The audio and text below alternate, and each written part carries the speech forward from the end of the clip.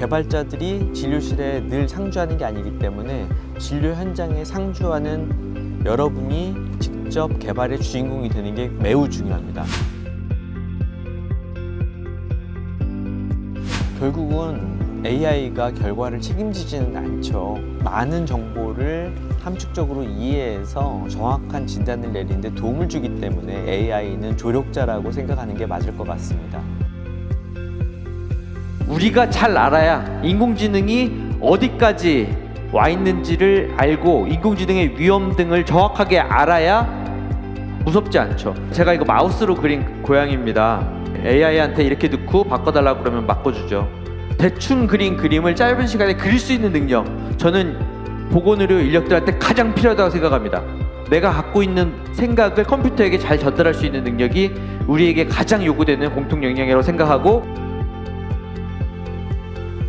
보건복지인재원에서 이렇게 심포지엄을 의료 AI를 현장에 안착시키는 인력 양세 체계 제안을 딱 잡아주셔가지고 결국은 해결책은 의료 AI 교육이었고요. 병원의 어떤 기술과 직원의 의료 지식들이 많은 간격을 좀 좁힐 수 있지 않을까 생각을 하고요. 편하고 재밌는 환경으로 좀 교육을 하고 싶어서 이런 방식으로 좀 해봤고요. 결과적으로는 굉장히 만족도가 높았고 보안에 대한 부분도 꼭 신경 써서 좋은 프로그램으로 앞으로도 많이 사용하셔서 병원에서 편한 환경에서 근무하셨으면 좋겠습니다. 한국보건복지인재원의 신득철입니다.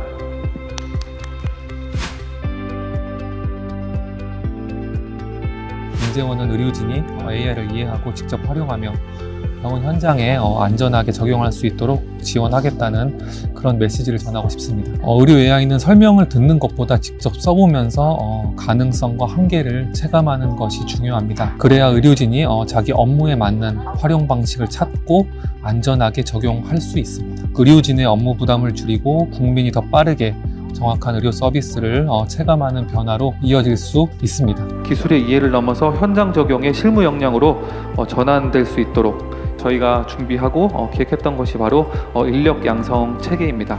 핵심은 AI의 사용 능력뿐만 아니라 AI를 함께 안전하게 판단하는 능력입니다. 결국 사람과 조직의 준비가 AI 인력 양성의 가장 큰 핵심으로 이해가 될 수 있었습니다. 국민의 의료에 대한 서비스로 나타날 수 있도록 하는 것들이 아마 저희가 의료 AI를 확산하고 추진했던 아마 궁극적인 이유인 것 같습니다.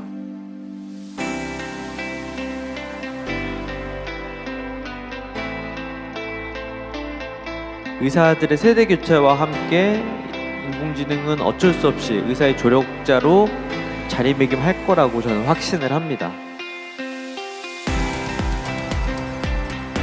결국은 병원 차원, 의료원 차원에서 거버넌스 구축을 한 다음에 나머지를 하려고 합니다. 가장 먼저 추진하려는 게 AI위원회를 지금 의료원 차원에서 만들려고 하고요.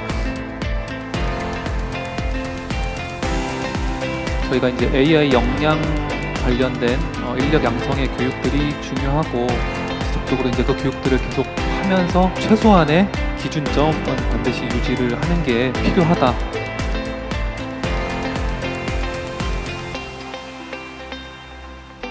강요한다고 절대 되지 않거든요. 처음부터 목표를 10%에서 15% 정도를 잡고 AX 사업을 시작하시는 게 장기적으로 훨씬 더 편안하게 안착시킬 수 있는 방법이 아닌가 말씀을 드리고 싶습니다. 가장 기억에 남는 세션은 실제 제가 연구하는 이러한 의료정보학 분야의 기술들을 실제 병원에서 적용하고 의사분들의 경험을 들을 수 있는 점이 기억에 남습니다. 실제로 어떻게 AI를 사용할 수 있는지를 볼 수 있어서 되게 인상 깊고 항상 어려움이 있었는데 그 어려움이 저희만 있는 게 아니라 다른 곳에서도 있다는 걸 같이 공유 주시고 어떻게 다 같이 끌고 나갈 수 있을지 좀 생생한 얘기를 들을 수 있었던 것이 좋았던 것 같습니다.